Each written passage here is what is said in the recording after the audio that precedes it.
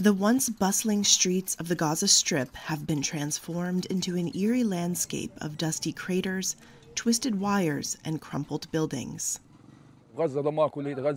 After a year of Israeli bombardment following Hamas's October 7th attacks, the densely populated enclave, with a pre-war population of 2.3 million, has been pulverized.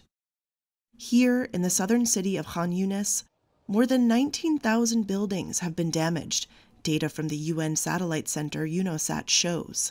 It is the second worst affected area. The first is northern Gaza. Jihad Shamli, who lost a child in March, has been displaced 4 times since Israel's offensive began. In any city in Gaza, you find rubble in the streets. Every street we enter, we find rubble. Gaza is not a war. Gaza had an earthquake worse than war. We've been through a grinder. Gaza has been through a grinder this year. The destruction we saw, we've never seen in all of history. The other thing, we get the rubble not to build houses, no, but for tombstones and graves, from one misery to another. Hamas attacked Israeli communities on October 7th, killing around 1,200 people and taking around 250 hostages, according to Israeli tallies. Israel says Hamas hides fighters among the general population in Gaza. The militant group denies this. Israel says it will strike Hamas wherever they emerge, while trying to reduce harm to civilians. Palestinian health authorities say more than 41,700 people have been killed since the start of Israel's military campaign.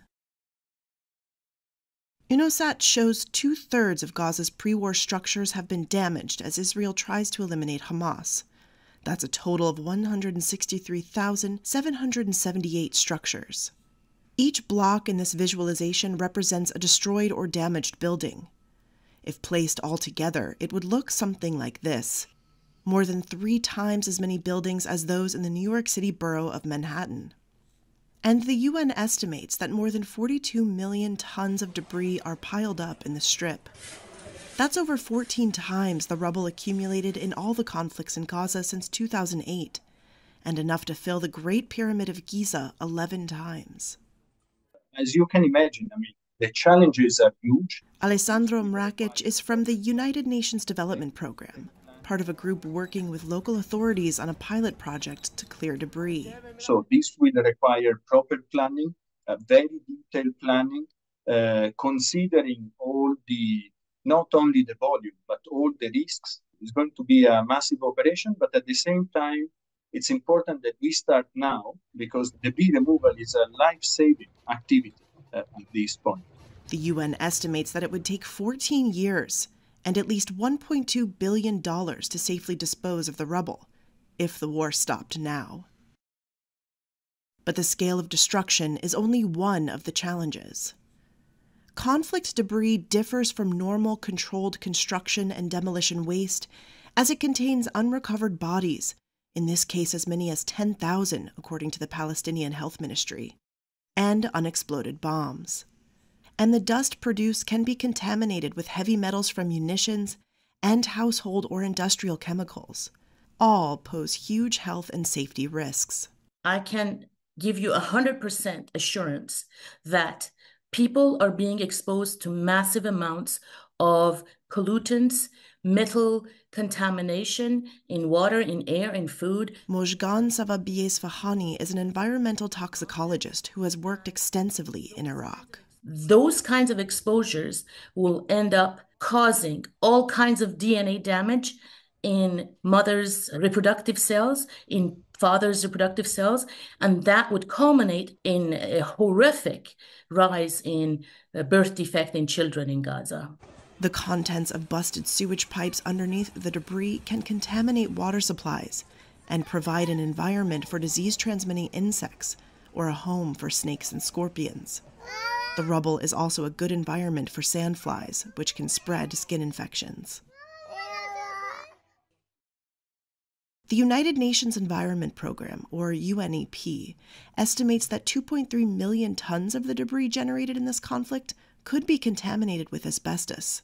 It is mainly found in the older buildings and structures of Gaza's 8 crowded refugee camps, some of which have been hit. With prolonged exposure, the asbestos fibers are inhaled and over time can cause diseases, including lung, larynx, and ovarian cancers, and fibrosis of the lungs, according to the World Health Organization. Experts say asbestos-related diseases usually take 10 to 50 years to emerge. The path ahead is also littered with practical difficulties. UN experts say Gaza lacks the 1,300 acres of land needed to store all the rubble, and landfills are now in an Israeli military zone. Israel's military unit Kogat says they were in a restricted area, but access would be granted. Government officials report fuel and machinery shortages as Israeli restrictions slow clear-up efforts. Israel did not specifically comment on these allegations. The UNEP says it will need owners' permission to remove rubble, but the scale of the destruction has blurred property boundaries, and some property records have been lost in the war. Asked about the debris, Kogat said it aims to improve waste handling and will work with the United Nations to expand efforts. Several donors have expressed interest in rebuilding Gaza. But a UN official who asked to remain anonymous told Reuters that, quote, everyone is concerned whether to invest if there is no political solution in place.